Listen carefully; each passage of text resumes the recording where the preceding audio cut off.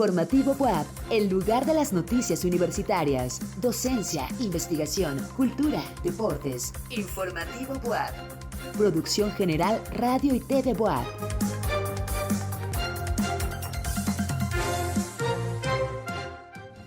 Muy buenas noches. Gracias por acompañarnos en Informativo WAP. Les saluda con afecto José Carlos Bernal. Además del canal 18.1 de su televisión abierta, nos pueden ver y escuchar a través del 118 de Megacable, en redes sociales como @tvwap y desde cualquier lugar del mundo a través de radioitv.wap.com.mx o por la app Radio y TV WAP.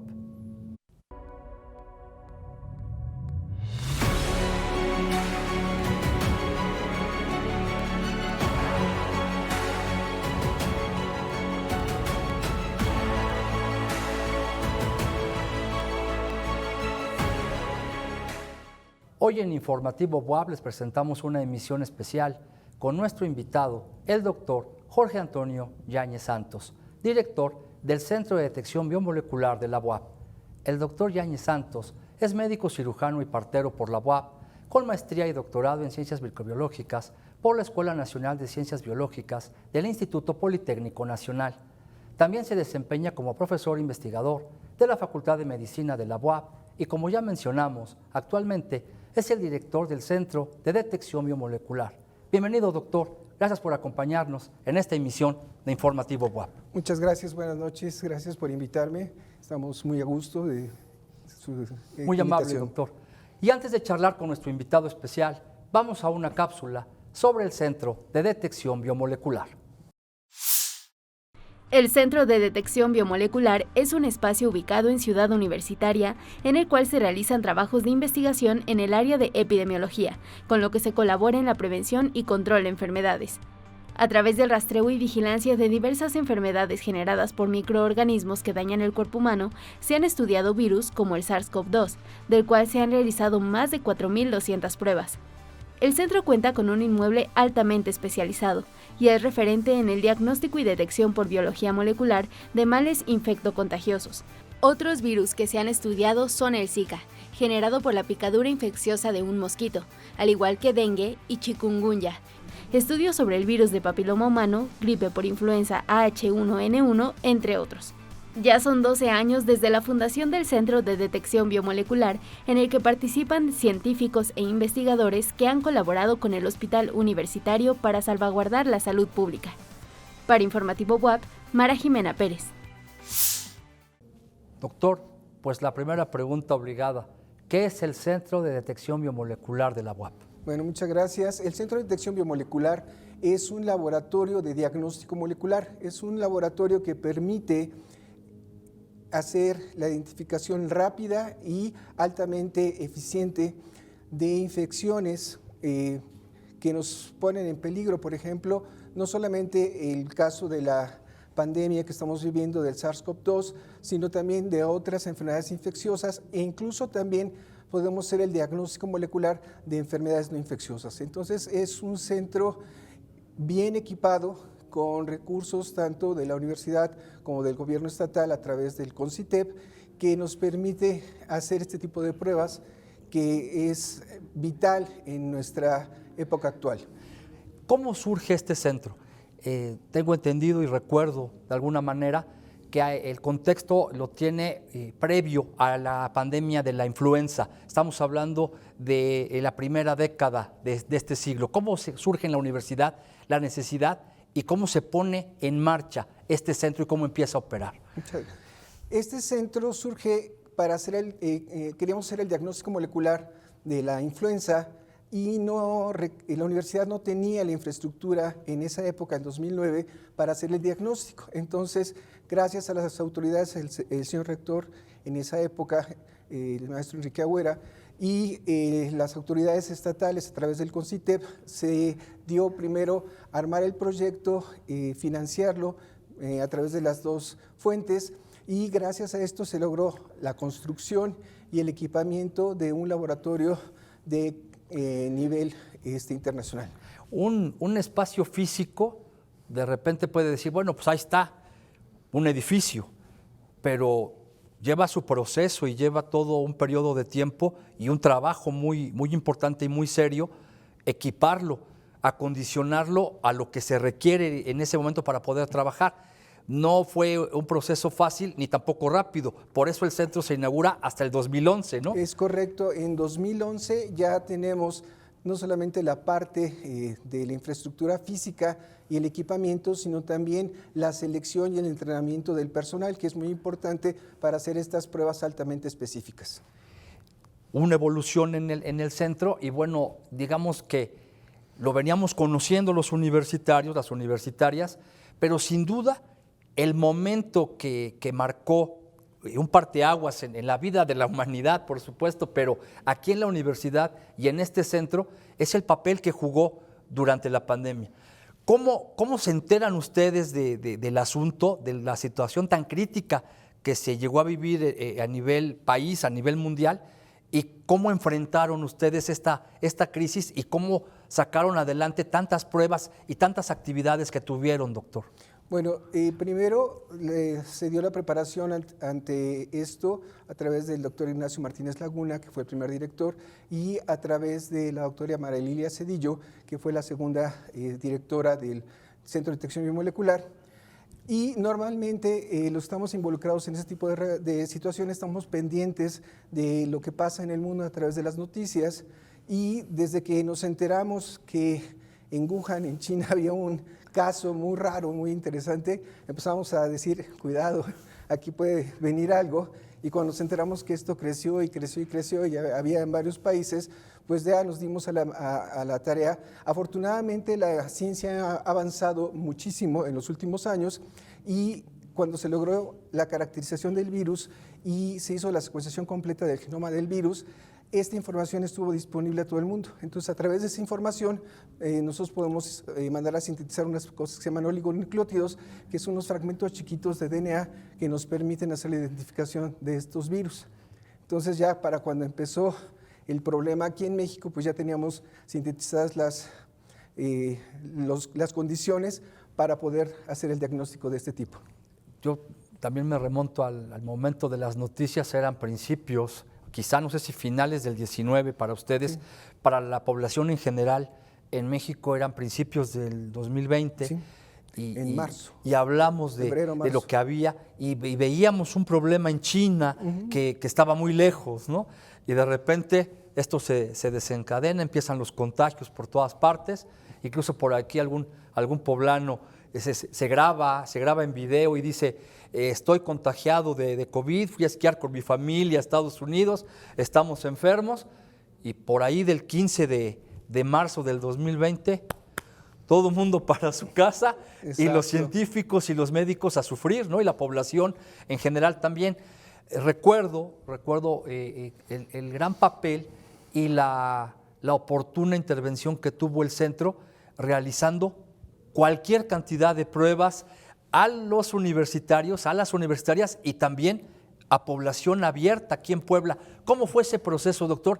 ¿Y cómo se organizaron para poderse dar abasto y atender a tanta gente? Bueno, primeramente para eso agradecer al personal que durante 3 años no tuvo vacaciones. Entonces eso es algo bien relevante porque no es fácil, ¿no?, que el personal trabaje 3 años sin vacaciones, y eso se logró gracias al compromiso de los compañeros que laboran en el centro.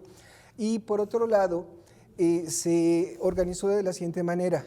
Como bien usted lo dice, se daba no solamente el servicio a los universitarios, a los familiares de los universitarios, pero también, como es una de las partes de la extensión de la universidad, el compromiso social, se le daba pruebas a las personas de escasos recursos, aquellas personas que no podían de alguna manera tener los recursos para pagar estas pruebas que de sí no son baratas. Entonces se hizo de la siguiente manera, se organizó un call center. Este call center primero evaluaba qué tanto requería la prueba a los pacientes. ¿Cómo se organizó este call center? A través de médicos pasantes de servicio social. Entonces los chicos, a través de las entrevistas telefónicas, como médicos, evaluaban la sintomatología de los pacientes y ellos decidían si realmente requería la prueba o no. Y si no era universitario, le hacían un pequeño cuestionario para evaluar si realmente tenían posibilidades de pagarlo por fuera o que fuera necesario hacerlo de esto. También felicitar a los chicos que participaron en esto, porque aproximadamente de las pruebas que se tomaron, 1 de cada 3 fue positiva. Entonces se hizo una muy buena selección, claro. O sea, no se metieron personas que no necesitaban, y pues eso fue un éxito en el sentido de que se optimizaron los recursos, a pesar de que se hicieron una cantidad enorme de pruebas durante estos 3 años. La logística también la puedo recordar, el call center, las pruebas en vehículo, entrando por Boulevard Valsequillo, sí. En el estacionamiento de la Biblioteca Central, perfectamente organizado el circuito. La verdad es que fue una labor titánica. Yo le hablaba a la doctora cada rato, ya nos pidió el favor, quién sabe quién. Ahora quieren hacer pruebas porque están muy preocupados, quién sabe dónde. Y siempre, bueno, ustedes como equipo, como grupo de trabajo, muy atentos, muy amables. Y esto que menciona de no tener vacaciones durante tanto tiempo, bueno, fueron, en el caso de la crisis en ese momento, fueron meses y meses de estar tomando muestras y haciendo pruebas. Sí. Y ustedes en el laboratorio a marchas forzadas, sí, ¿no? Incluso había días que teníamos una enorme cantidad de muestras, estábamos al límite de la capacidad del laboratorio, pero afortunadamente se pudo responder adecuadamente. Eso es muy importante lo que usted menciona, porque como es una enfermedad infectocontagiosa, no los podemos tener en un lugar cerrado a los pacientes para tomar la muestra. Entonces lo ideal era en un espacio amplio, bien ventilado, y lo ideal es que llegaran en su auto para que ahí mismo se les tomara la muestra y evitar el contagio entre las mismas personas. Fue un momento muy especial, marcó por supuesto un parteaguas en la actividad científica y también en la responsabilidad social de la universidad, como ya lo había usted mencionado. ¿Qué hace el laboratorio? ¿A qué se dedica en este momento, por ejemplo, cuando la pandemia, hay quienes mencionan, científicos incluso a nivel internacional, está superada, ya no hay de qué preocuparse o hay que cuidar la evolución de las cepas, etcétera? ¿Están ustedes investigando? ¿Están trabajando de alguna manera en mantenerse, por supuesto, al día de lo que implica todo esto? Sí, de hecho, estamos pendientes y reaccionamos ante la información que se da a través de la Organización Mundial de la Salud. Si ustedes recuerdan, hace algunos meses se habló de un brote de viruela del mono, viruela símica, y entonces nosotros ya tenemos montada la técnica, y en caso de que se dé una situación de este tipo, que afortunadamente no sucedió, el número de casos, al menos en nuestra comunidad, fue prácticamente nulo. Sin embargo, nosotros nos estamos preparando para eventualidades, es decir, nosotros tratamos de estar un paso adelante para que en un momento dado ya tengamos esta situación más o menos controlada, tengamos manera de entrar rápidamente a reaccionar. Otro tema que levantó ámpula y que fue motivo de discusión, de polémica, incluso al más alto nivel científico, fueron las vacunas. Uh-huh. Hoy, ¿cuál es la expectativa que se tiene en torno, por ejemplo, al COVID? ¿Ha evolucionado la enfermedad? ¿Está de alguna manera controlada? ¿Tendremos que seguir vacunándonos como nos vacunamos contra la influenza octubre, noviembre de cada año? ¿Cuál es la expectativa que se tiene? ¿Qué nos puede decir sobre esto, doctor? Bueno, afortunadamente estamos viviendo una época en donde la ciencia tiene un avance tal que permitió enfrentarnos a este microorganismo, a este virus, de una manera exitosa, y uno de los factores que contribuyó a que actualmente no haya tantos casos o prácticamente eliminados en muchos países es la vacunación. Si bien las vacunas no evitaban la infección, sí disminuían la posibilidad de muerte o de enfermedad grave, y eso ya es bastante, porque en un momento dado, lo vimos en algún momento, había cierta saturación en los hospitales. Ahora, ¿cuál es la situación de las vacunas? El virus es un virus muy particular, es un virus que muta, es decir, que cambia y que de alguna manera ha ido, este tipo de mutaciones son al azar, y estas mutaciones han incrementado de manera significativa su transmisibilidad. Hay un valor que se llama R sub 0, que es la cantidad de personas que son infectadas por una persona que está contagiada. Al inicio este valor era de cercano a 3, 2.8. Es decir, por cada persona infectada se infectaban otras 3 y ustedes han escuchado la gran cantidad de variantes, es decir, de mutaciones, y actualmente estas mutaciones han llegado a hacer que este valor, en lugar de 3, pase a 15, haciéndolo que sea una de las enfermedades más transmisibles. Entonces, esta transmisibilidad afortunadamente no se vio a la par de un incremento en la capacidad de daño, que si eso hubiera sido, adiós. Pero afortunadamente, y mucho participaron las vacunas, sobre todo que no es lo mismo que uno se enfrente al microorganismo sin que lo hayamos conocido, a que lo que hacen las vacunas es, nos pasan la información y nosotros tenemos algo que se llama sistema inmune, y este sistema inmune tiene la capacidad de aprender a reconocer. Y entonces, si nosotros estamos vacunados, esto permite que estemos en mejores condiciones para afrontar este tipo de enfermedades. Entonces, gracias a estas vacunaciones, se ha logrado en todo el mundo, afortunadamente, disminuir de manera significativa la enfermedad. El organismo reacciona con las vacunas. ¿Es correcto decir que los virus, en este caso el virus del COVID, del SARS-CoV-2, ha evolucionado? ¿Es correcto decir que evoluciona, se transforma, cambia? Sí, es un tipo de evolución. En realidad se llaman mutaciones, son cambios. Nada más que estas mutaciones, estos cambios son al azar. Así como en un momento dado se puede dar el incremento de la capacidad del daño, también se puede dar por azar una mutación que disminuya su capacidad de daño. Entonces puede darse que de la noche a la mañana se incremente esto y luego vamos a estar en condiciones iguales o peores a lo anterior, o de la noche a la mañana así, ¡pup!, desaparece, ya. ¿Y cómo? Pues sí, ya, son las mutaciones. Y parece que esta enfermedad está de alguna manera superada o controlada, por llamarlo de alguna forma. ¿Qué son los estudios de patogenicidad bacteriana? La patogenicidad es la capacidad de producir daño. Y estos estudios son muy importantes de manera de prevenir las enfermedades. Si uno conoce los mecanismos por los cuales los microorganismos producen daño, por ejemplo, si sabemos que una bacteria produce una toxina o una enzima, se pueden hacer, por ejemplo, una vacuna contra esta toxina, o bien si se sabe que las bacterias entran a través de un mecanismo de adherencia, se puede bloquear esas moléculas y podemos hacer de manera más eficiente esta información. Esta ciencia básica puede utilizarse de manera muy fácil para prevenir enfermedades. Actualmente y en el escenario en el que nos encontramos, ¿qué es lo que están ustedes investigando en este momento? ¿Hay la posibilidad de que surja algún nuevo virus? ¿Está por ahí en el escenario alguna posibilidad de algún problema como el que ya vivimos? ¿O estamos haciendo investigación para la prevención? ¿A qué se está dedicando el centro en este momento?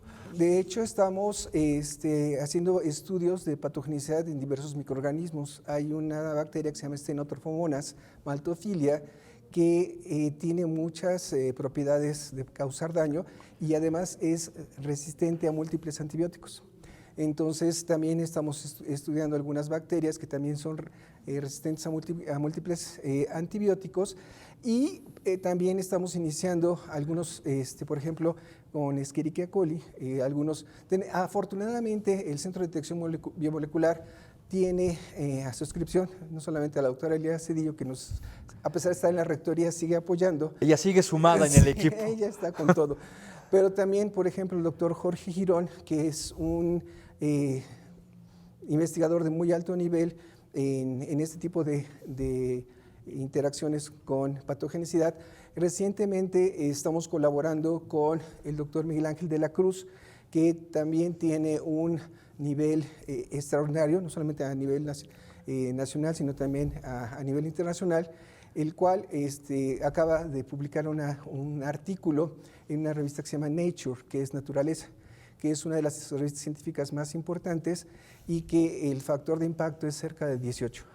Es muy, muy alto. Normalmente uno está factor 3, 4, 5, y así como difícil lograr ese factor, y él con 18 casi ya lo logró. Entonces, de hecho, ya está en la productividad de él también. Está adscrito a la Facultad de Medicina como docente, pero no colabora con nosotros. Bueno, pues, excelente trabajo el que desarrollan ustedes. Me queda claro que el centro está hoy más que nunca respaldado por la Rectoría.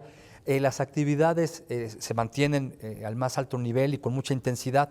¿Reciben actualmente algún apoyo estatal o federal para trabajar? No. ¿Están solamente, se sostienen con el respaldo que les da la institución? Sí, sobre todo esta época. En las épocas en donde no hay pandemia, se hacen pruebas, por ejemplo, de diagnóstico molecular de algunas enfermedades como dengue o como VPH, pero actualmente que era la manera de conseguir recursos para financiar nuestras investigaciones. Sin embargo, durante esta época de la pandemia, que no solamente afectó la salud, sino la economía de muchas personas, se optó por apoyar de esa manera a los compañeros universitarios, sus familias y a personas de escasos recursos. Y actualmente podemos seguir, de hecho ya estamos iniciando, por ejemplo, también montar las técnicas para Mycobacterium tuberculosis. Mycobacterium tuberculosis es una enfermedad que se conoce desde épocas bíblicas, ¿no? Es una enfermedad de las que se consideran como reemergentes, es decir, que han estado durante mucho tiempo y que actualmente es probable que adquiera importancia porque hay algunas cepas que ya se han vuelto resistentes a algunos de los antibióticos, que en el caso de Mycobacterium se llaman antifímicos. Entonces estamos también tratando de montar este tipo de investigaciones. Realmente muy importante. Finalmente, doctor, ¿alguna recomendación para las y los universitarios, para el público televidente? Hay que cuidarnos permanentemente, pero en este momento, ¿cuál sería una recomendación como médico, como microbiólogo? ¿Qué tenemos que hacer para mantenernos sanos, para seguirnos cuidando en esta lógica? Bueno, lo que siempre hemos escuchado, ¿no? Comer bien, dormir bien, pero lo más importante es que incluso el gobierno federal lo tiene estipulado, que sigámonos protegiendo con el cubrebocas, sobre todo en lugares que son muy concurridos y poco ventilados. Entonces, porque de esa manera podemos evitar contagios significativos. Desafortunadamente, en algunos países, como en China, ya está repuntando el número de casos. Y eso se dio como resultado que en enero el gobierno chino dijo, no, ya se acabó la pandemia.